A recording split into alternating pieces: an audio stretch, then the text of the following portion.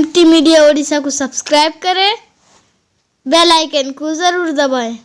की रिवायत में आता है जो लोग सुबह की नमाज मस्जिद नबी से पढ़ के निकले, देखा मस्जिद कबा थोड़े फासले पर है, 2-3 मील पर है। वहां देखा कि सहाबा नमाज पढ़ रहे हैं बैतुल मुक़द्दस की तरफ। उन्होंने कहा मस्जिद कबा जो इस्लाम की पहली मस्जिद अल्लाह के नबी ने उसकी बुनियाद रखी थी, वो सहाबी जैसे कहते हैं रसूल अब किबला बदल गया है, सारे लोग घूम जाते हैं। मुझे बताना यह है कि सहाबा इकराम के दौर में भी और अरब भी अगर कोई कहीं पर कोई निशानी पेश आती थी, कोई वाकया पेश आता था, वहाँ निशानी के तौर पर मस्जिद या मकतब या कुतुबखाना बना दिया करते थे, लाइब्रेरी बना दिया करते थे। इसी तरह मेंढे की मस्जिद बनी हुई है जहाँ से मेंढा लाकर हजरत इब्राहिम ने ज़िबा किया था। रिवायत में आता है हजरत अब्दुल्ला इब्न उमर की रिवायत है, मेरे दोस्त बुजुर्गों, मुस्लिम शरीफ के अंदर है। हजरत अब्दुल्ला इब्न उमर फरमाते हैं अल्लाह के नबी रहमत कौनैन हुजूर सैयद आलम मुहम्मदुर रसूलुल्लाह सल्लल्लाहु अलैहि वसल्लम मदीना मुनव्वरा के अंदर 10 साल जिंदगी में कभी आपने कुर्बानी को नागा नहीं किया, हर साल आप कुर्बानी करते रहे। हजरत अब्दुल्ला इब्न उमर कहते हैं जबकि हाल ये था आपके घर में महीने महीने चूल्हे नहीं जलते थे, पता चला कि इसके बावजूद आप कुर्बानी करते थे। अल्लाह ने हैसियत दी है कुर्बानी करो। अल्लाह फरमाते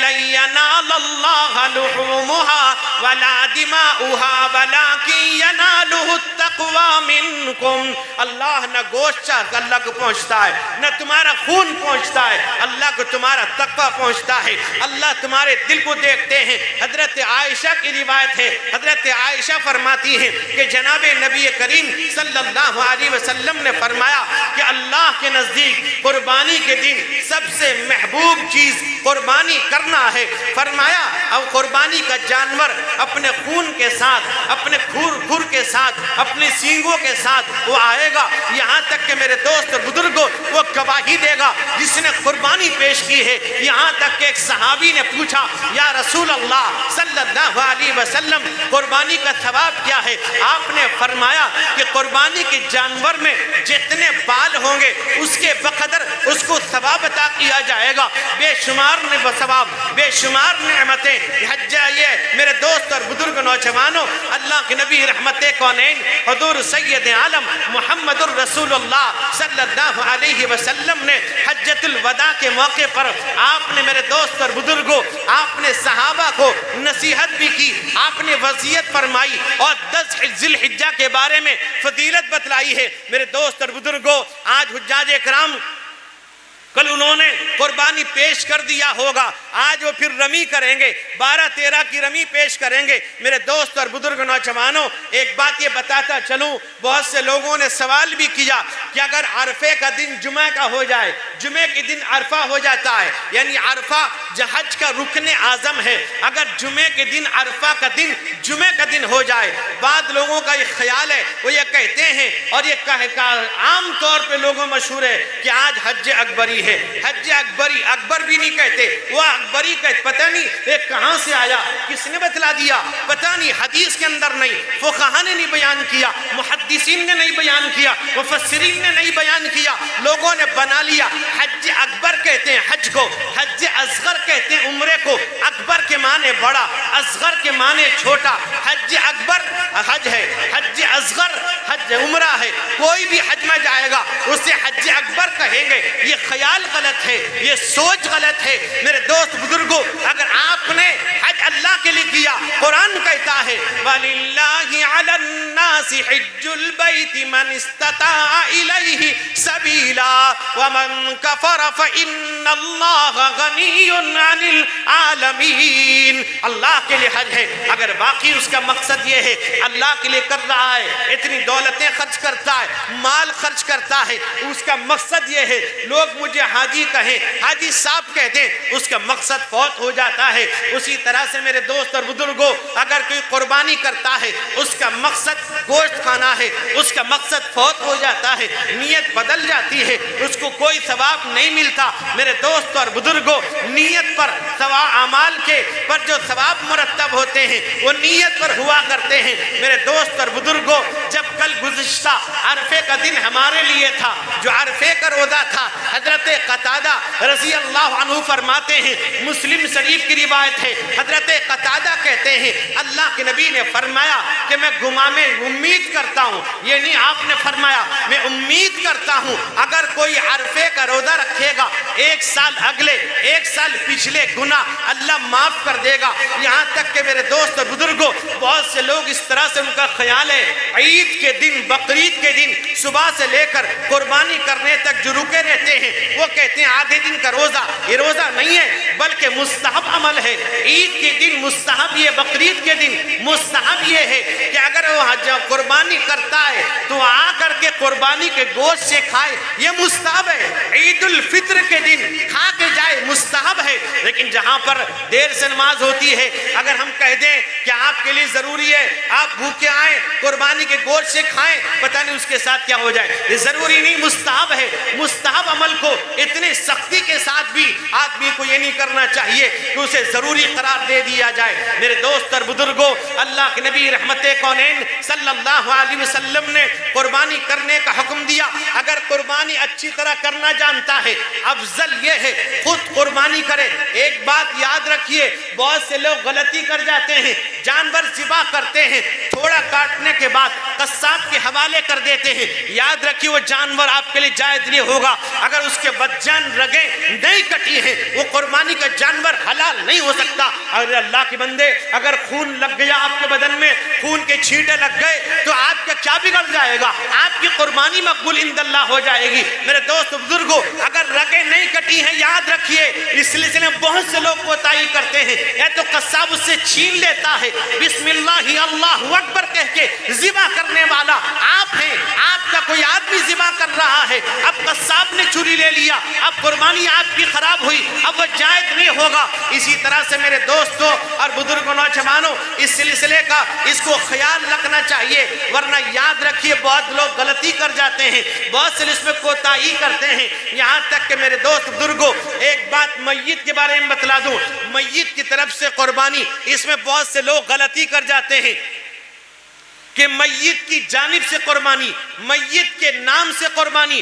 ایک تو یہ ہے کہ میت نے وصیت کی ہے کہ وصیت کی، میت کے مال سے قربانی دی جا رہی ہے۔ ایک یہ ہے کہ آدمی اپنے مال سے قربانی دے رہا ہے، اپنے باپ ماں کسی کا بھی کر رہا ہے، وہ الگ ہے۔ ایک وہ ہے میت نے وصیت کی اور میت کے مال سے قربانی کی جا رہی ہے، میت کے نام سے کی جا رہی ہے، اس کی قربانی گوشت صدقہ کرنا پڑے گا۔ لیکن میرے دوست بزرگوں، ایک مسئلہ یہ بتا دوں، یہاں تک کہ اللہ کے نبی رحمت کونین نے پوری امت مسلمہ مرحومہ، پوری امت کی طرف سے آپ نے قربانی پیش کی۔ ایک تو وہ ہے اگر آپ اپنے مرحومین کے نام سے کریں گے، ایک مرحومین کے نام سے ایک حصہ، جس طرح مرحوم پر واجب نہیں ہے، لیکن اگر آپ کرنا چاہیں گے، پہلے زندوں پر واجب ہے، مرحوم پر واجب نہیں ہے، اگر آپ کے پاس زائد حصے ہیں، آپ کرنا چاہتے ہیں تو ایک میت کا ایک حصہ ہے، لیکن ایک شکل اور بتاتا ہوں، آپ نے اپنا واجب حصہ کر دیا، واجب حصہ کرنے کے بعد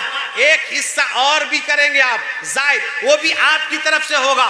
آپ کی طرف سے دو حصے ہو گئے، ایک آپ کا واجب حصہ ہوا، ایک آپ کا زائد حصہ ہو گیا، ایک واجب حصہ آپ کا ادا ہو گیا، ایک دوسرا حصہ، ایک حصے کا ثواب تمام مرحومین کو آپ پہنچا سکتے ہیں، اس گوشت کو آپ استعمال میں بھی لا سکتے ہیں۔ لیکن مرحوم کے نام سے، مرحوم کی وصیت پر، مرحوم کے مال سے مرحوم کی وصیت پہ کریں گے، آپ استعمال میں نہیں لا سکتے۔ لوگ غلطی کر جاتے ہیں، وہ زندے رہتے رہتے مرحوم کا نام دے دیتے ہیں، مرحوم پر واجب نہیں، اب مرحوم کا نام دینا چاہتے ہیں، اس سلسلے کے اندر آپ یہ کام کریں، آپ کا واجب حصہ ہو گیا، اب ایک زائد حصہ وہ بھی آپ کے نام سے ہوگا، آپ اس کے بعد اس حصے کو آپ سارے مرحومین، چاہے پوری ملت اسلامیہ کے مرحومین تک پہنچانا چاہیں گے، اللہ پہنچا دیں گے۔ اس سے اس کو خیال کریں۔ دوسری بات یہ ہے کہ قربانی کرنے والے بالکل احتیاط کے ساتھ قربانی کریں، اس کی آلائشیں، اس کی جو ساری چیزیں ہیں دفن کر دیں، ادھر ادھر نہ ڈالیں. تمہیں خدا کا واسطہ، اللہ کے نبی کے واسطہ ہے. یاد رکھیے حالات اچھے نہیں ہیں. اس سلسلے کے اندر کہیں نہ کہیں ہم شریک ہو جائیں. کسی کو تکلیف پہنچانے کی اجازت شریعت مطہرہ کے اندر نہیں ہے. چاہے مسلمان ہو، چاہے ہندو ہو، چاہے سکھ ہو، چاہے جینی ہو، چاہے بدھسٹ ہو، کسی کو نقصان پہنچانا، کسی کو تکلیف پہنچانا، کسی کو ٹھیس پہنچانے کی اجازت نہیں ہے. اس سلسلے میں پردے کے ساتھ کریں، دفن کر دیا کریں. اور اس کے بعد یہ ہے کہ آپ قربانی جب کریں تو آپ خود کرنا جانتے، افضل یہ خود کریں. لیکن اور اگر کسی سے کرواتے ہیں وہ بھی آپ کھڑے ہو کر رہیں. اور دوسری بات یہ ہے کہ نام لینا سب کا ضروری نہیں ہے، اور پوری دعا پڑھنا یعنی اتنا نام لینا، صرف بسم اللہ ہی اللہ کو پڑھ لیا، نیت اس کی کافی ہے. نیت ہے میرے بھائی بہنیں، میری ماں ہے، میرے باپ، نیت کافی ہے. نیت پر ثواب کا دار و مدار ہوگا. اس لیے اس سلسلے کے اندر بہت سے لوگ نام پڑھنے میں رہ جاتے ہیں. اسی طرح سے میرے دوست اور بزرگ نوجوانوں، ایک بات آج میں کہتا ہوں آپ سے کہ حالات ملک کے اچھے نہیں ہیں. ہمیں اپنی اپنی دعاؤں میں، مسجدوں میں، گھروں میں اس ملک کی حفاظت، اس کی امن کے لیے دعا کرنی چاہیے. ہم سب کا پیارا ملک ہے. یہ ملک کو ہم نے بسایا سجایا ہے کہ سینچا تھا اسے خون سے کچھ تشنہ لبوں نے، سینچا تھا اسے خون سے کچھ تشنہ لبوں نے، پھر جا کے اس انداز کا میخانہ بنا ہے. اس لیے اب ہم نے خیال کیا ہے کہ ہر محلے کے سردار، ذمہ دار، مسجدوں کے ذمہ دار، امام، ان کو ایک مرتبہ بلایا جائے اور عیدین کی نماز کے سلسلے کے اندر حالات کے اعتبار سے، موسم کے اعتبار سے وقت کی تبدیلی کی جا سکتی، اس سے پہلے آپ کے تک اعلان پہنچ جائے گا. اس سلسلے میں سارے سرداروں سے، مسجد کے ذمہ داروں سے، اماموں سے، علاقائی علماء سے مشورہ ضرور کریں گے انشاءاللہ. اللہ سے دعا کیجئے اللہ تعالیٰ اس ملک کے اندر امن امان عطا فرمائے. تمام مدارس مساجد کی اللہ حفاظت فرمائے. اللہ تعالیٰ دارالعلوم دیوبند کی حفاظت فرمائے. عید الاضحیٰ کی نماز واجب ہے، جس طرح سے قربانی واجب ہے. قرآن میں اللہ نے فرمایا فَصَلِّ لِرَبِّكَ وَانْحَرْ، قربانی نماز پڑھو، اللہ کے لیے قربانی کرو. یعنی وجوب پر دلالت کرتا ہے. یہاں تک کہ ایک مفسر گزرے ہیں شیخ ابو بکر جساس رحمۃ اللہ علیہ، وہ اپنی کتاب احکام القرآن کے اندر لکھتے ہیں کہ حضرت حسن بصری رحمت اللہ علیہ فرماتے تھے کہ فَصَلِّ لِرَبِّكَ سے مراد عید کی نماز، وَانْحَرْ سے مراد قربانی. یعنی پتہ چلا جس طرح عید کی نماز واجب، قربانی بھی واجب ہے. اللہ تعالیٰ اس واجب قربانی کو ہمیں ادا کرنے کی توفیق عطا فرمائے.